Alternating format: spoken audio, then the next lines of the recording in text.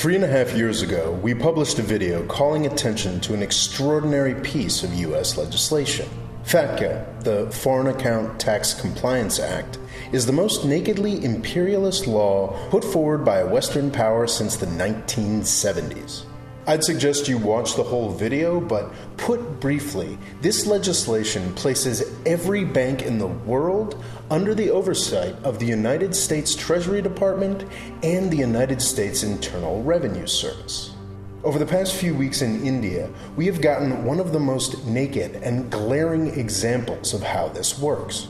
Worldwide FATCA implementation started on July 1st, 2014. The Intergovernmental Agreement India was forced to sign with the U.S. Treasury Department was implemented on August 31st, 2015. On April 11th of this year, the Indian government announced that every bank account holder in India who opened an account between these two dates was obligated to file a FATCA disclosure form. If they failed to do so, their bank accounts would simply stop working on May 1st. The account freezes haven't happened yet, possibly due to technical difficulties, but millions of Indians have been affected by this.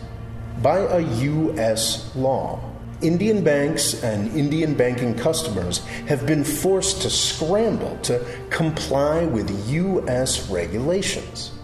There are a lot of ways to minimize this. All the form asks is that the individuals certify that they don't have any relation to the U.S. economy. That's kind of true. This is everything that Indian banking customers have been forced to provide by the U.S. government so far. Some people also try to portray this as the product of cooperation between the United States and Indian governments. That is not true at all. The Intergovernmental Agreement was not entered into voluntarily by the Indian government. The agreement was the only way that India's banks would be allowed to continue to operate internationally.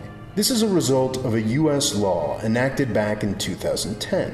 U.S. law has changed, but it was not a change in the name of cooperation. It was a change that told the rest of the world what it had to do. This is a different kind of empire, but it is empire all the same. As the Indian government's own paperwork states, the implementation of this U.S. law on Indian soil has required sweeping changes to the income tax law. And it's not just the Indians. 113 other countries have similar agreements in place, signing their banking sovereignty over to the United States. I've been shocked by how willing the world has been to let this happen. Keep it in mind next time somebody tells you that American power is declining.